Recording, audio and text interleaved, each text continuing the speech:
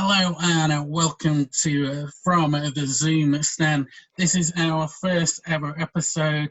I'm live here on Zoom with Charles Ormrod. He's an amazing piano player. He's also the music editor on Artist Echo, so we thought we'd start with him. Hello, Charles. How are you? Hello. I'm very well. Yes, still alive. How are you? How has the week been treating you? How has the lockdown been treating you? Do you know, actually, I have to say I'm thoroughly enjoying it because I quite like the fact that where we live is very light. As you can probably see, there's a lot of natural light in here. And I've got naff all to do apart from a few lessons here and there. So basically, I'm just spending a lot of time reading and playing music and writing music. And it's quite a lot of fun, actually. So you've still managed to be quite creative during the lockdown then and do some new things. Yeah. Well, I mean, you've got to use the time that's given to you. I mean, when else would you get an opportunity like this to, you've been given 6 weeks or whatever to do anything you like, as long as it doesn't involve interaction with anybody else. So what I've started doing, I started a Patreon about a month and a half ago, something like that, to write loads and loads more of my own music and put my own music out, but based on people's suggestions. Right. So my patrons give me themes to make music out of, and then I write a piece of music. The first couple of them we did actually live in the Artistic Echo studio, and it was literally composing live there and then. But obviously we can't really do that anymore. So now it's just they send me a theme and I try to write some music based on it. That's great. So you could write about a cup of coffee or something. Exactly. I've done that one. Really? That was one of the first ones. When I was trying out the idea of a theme, I set the camera going in the studio and then realised I didn't actually have a theme to work on. So it was like, well, I've got some bananas and I've got some coffee. That'll do. So I just composed a piece called Lavazza. That's how I actually came up with a theme for my latest short story I'm working at. I tried to write Carriage Carry On with one I was working on, and I was just staring at white walls, so I started writing a story called Four White Walls. Okay. It's like the Hitchhiker's Guide to the Galaxy. People are like, why is it number 42? Why is that Douglas Adams? And he's just like, I looked out the window one day and decided the number was going to be 42. There's no magic significance to it. He has also said it's just a very funny number. Yeah. Which I think is absolutely true. So I've tried to do something similar with these compositions as well. So one of my jazz compositions, every Monday I put out a jazz piece, just 3 or 4 minutes of jazz music. I've got a bit wet in Feb, because it was raining all of February, and I've got mustard and mash. Nice. Because I decided to liven up some mashed potato one afternoon and wrote a piece of music about it, as you do. This is what lockdown brings people to doing. You're writing songs about mashed potato. So do you want to play one of those pieces now? Go on then. Okay. Right. What I'll do, I'm also putting out an EP or an album every single month for the rest of the year. Because I've got so much time to do it. So, and I've got quite a lot of music that I've already written that I've never put out, because I've always played other people's music, in the context of gigs and recordings and stuff. So I thought I'd do some of my own since we've got some time. So I'm going to start with, this is my book of music that I write in, and it's got banana on it and all sorts of things. This is one called Beyonder, as in beyond but more so, and this is out from an EP that I'm just about to release, and Beyonder is the title track of it. So I'm going to see whether my camera works. Oh, look at that.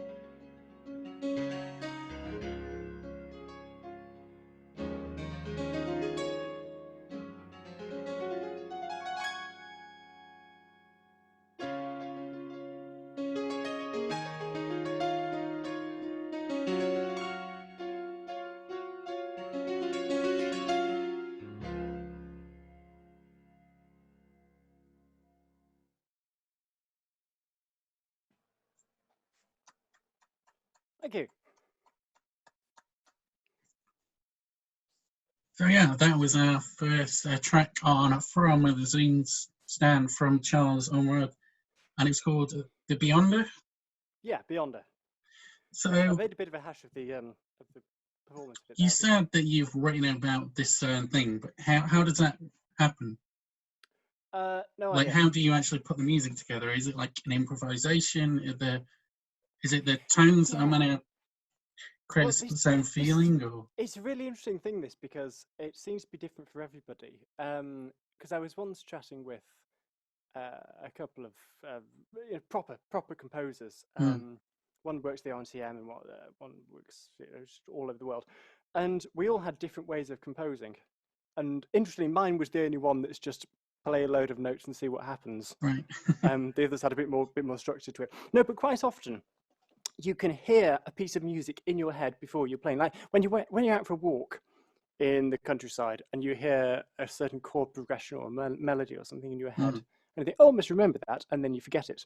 But then several weeks later, something similar will turn up when you happen to be at a piano, when you can play it and record it. Or obviously, the more times you go over something, the more you refine it. So you end up with a chord pattern that's not particularly interesting by itself. But as you gradually refine it and bring in all the other harmonies and everything, it forms its own piece of music. And then you can either link that to an idea that exists. So in this case, beyond of being further out, I don't know what I was thinking at the time, but red wine might have been involved. And in other times, it's the other way around. You start with an idea, a particular sensation, or even just a word, and then build music around that. So it depends which angle you're coming in that from. Right, yeah. So as well as all this music and stuff, so what else goes on this Patreon that you've been doing? These original tracks. Yeah, so well, I've only just booted it up. Really, I'd say it's only been going a month or so. I've got some piano tutorial videos on the way as well. Right. Which some will be about composition, some will just be about how to play better. Because one of the things that piano teachers don't say is, this is how music works. Right. They tell you how to play a melody line and everything, but they don't say why it works. Like if you take a sequence of notes, like just using the white keys, depending on where your start and end point is, you get a completely different sound. So if I take that same scale, which is just, I'll show you on here. So it's just running up from C to C. If you start on an E instead, you get a totally different sound out of it.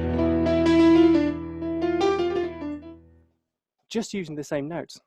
And it's that kind of thing that's really, really interesting, that I'm going to be exploring in different ways through the So yeah, it's a bit of music theory then, as well as yeah, sort of. But it's accessible theory, you know. It's the theory that you listen to it and you go, oh, I know what that's about. Yeah, because a lot of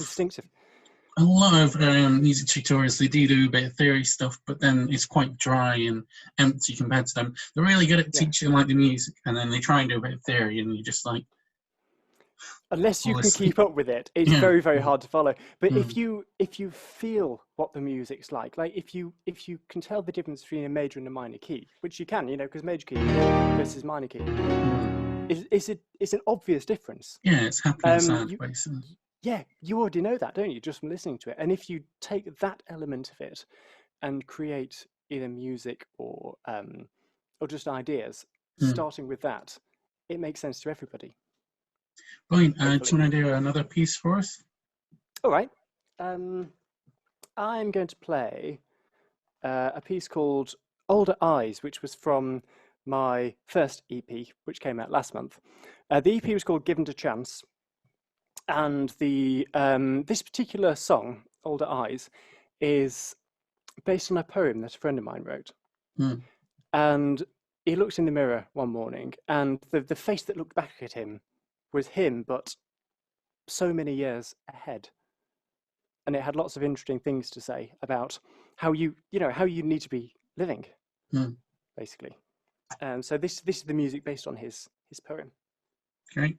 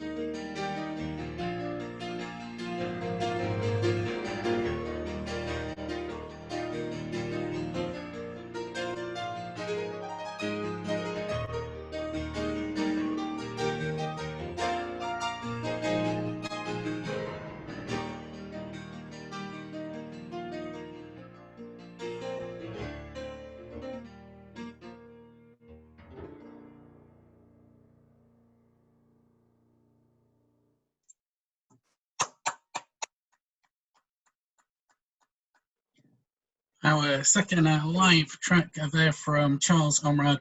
We're on from the Zoom stand here on Artis Echoes. Charles has been chatting about his Patreon that he does. He's been very active on his. We have one for Artis Echoes. It's not been quite so active. It's been going for a year though. We do have quite a few posts on there. It's just working out what to put on there. Really. Everything on there at the moment, yeah. And I don't want to limit the content, so we have lots of content on our website. We had a few recent interviews that have gone on there, a recent review from a new member of staff. We've got all these videos that we do, and basically we let everyone see all our content, and occasionally once a month we'll post on Patreon with a bit of an update for everyone. And you can submit $1 a month to help fund these sessions and the website, but we don't want to paywall people because we want everyone to enjoy all this content that we're doing. That's the strategy I'm trying to do. Hopefully, if you can donate $1 a month, you will do. And if you can donate to Charles as well, you can do that as well. Just wanted to tell people a bit about how yours actually works. Well, mine is, it's at the moment, everything is just on a paywall kind of thing. So if you're interested, if you want the music, then you can kind of donate to it. And then in several months' time, when I've amassed a little bit of an album's worth of content, then I'll probably put it out to general release. But to start with, it's just to get things going, really. Sure, you know. Yeah. But people get things like the full album, don't they? From the first album you've given that away to people, and that are on your Patreon.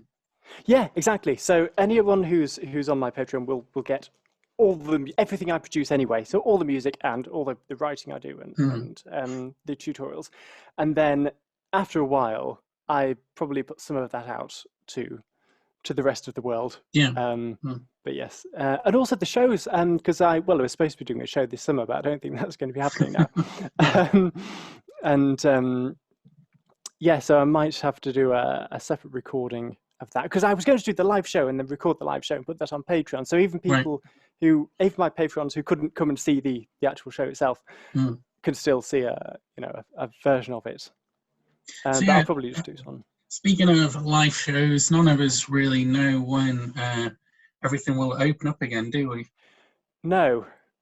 It's quite inconvenient, I think, is the word. Like, you can't organise anything. Do you think the music industry will be quite different after the virus? Good Lord. I've not really thought about this particular. I've tried not to think about it too much anyway. Because, of course, the pubs and the bars and the music venues will be the last to open.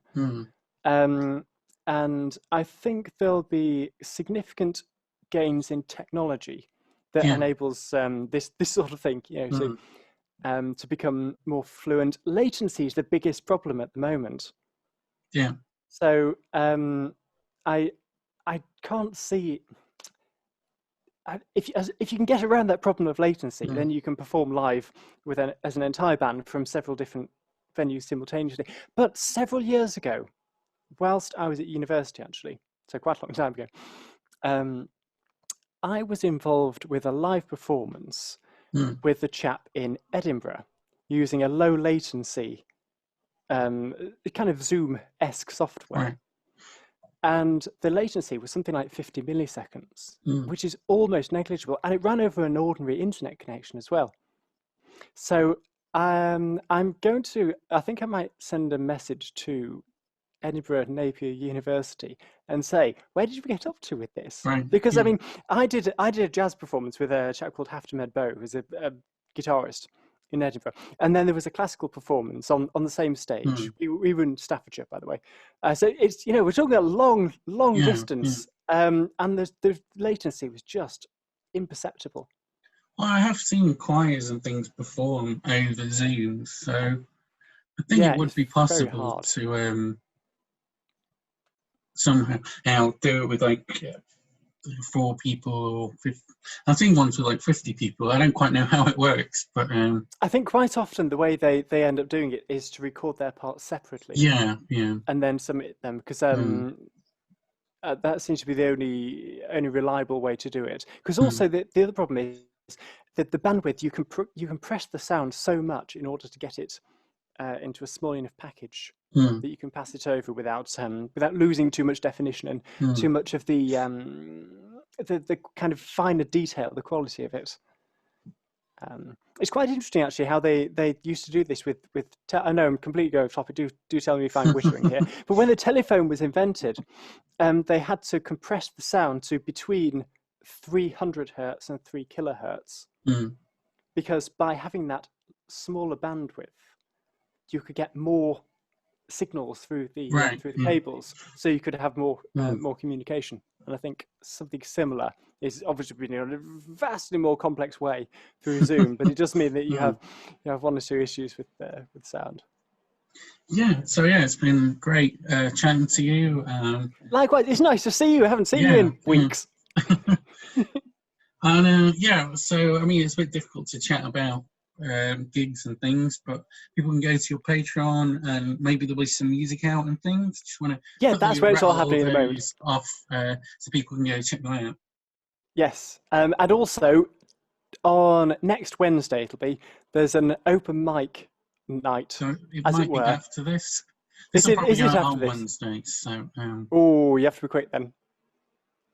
Yes, but there are so many other music things happening. Yeah. I mean, every time you go on Facebook, there's another kind of live session. Performances. Brilliant! I don't even have to leave the house.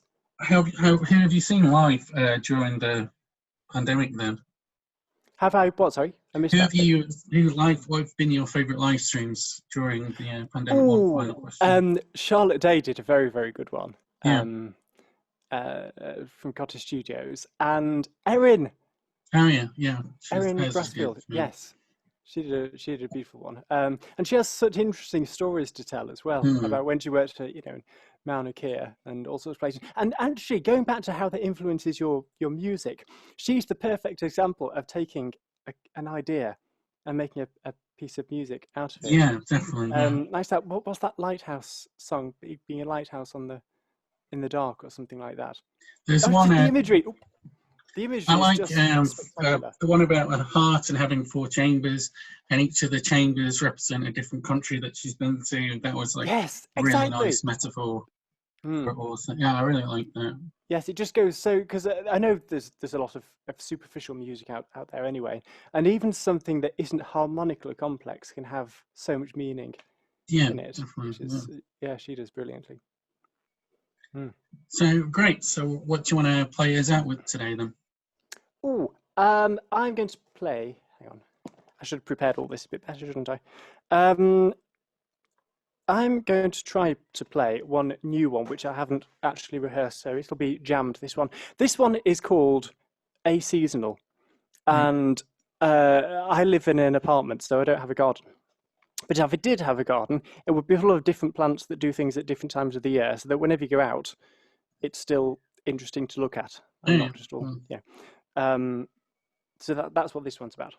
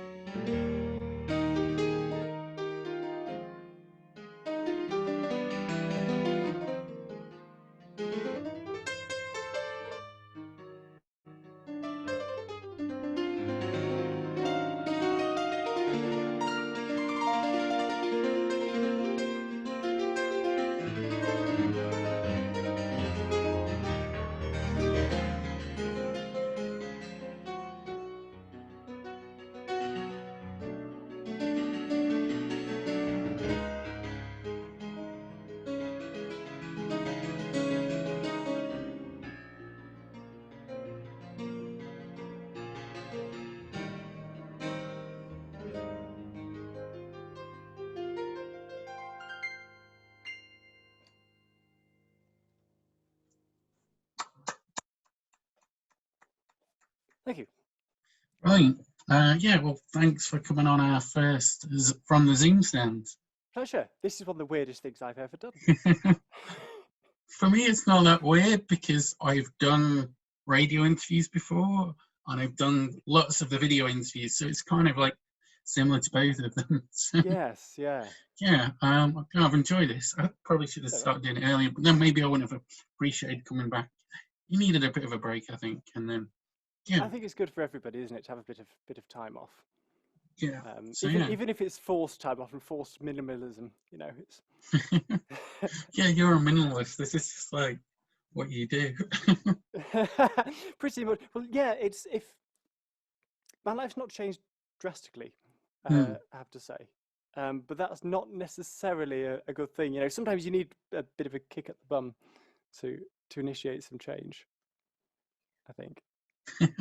Well, on that note, we're going to end our first from the Zoom stand with a kick up the bum. Brilliant. I'm pleased to provide it. Hope you've enjoyed this show. A couple of musicians have already mentioned about coming on, so yeah, I think we'll be going to be doing this every week on a Wednesday evening. So yeah, tune in next week. Glad you're keeping it up.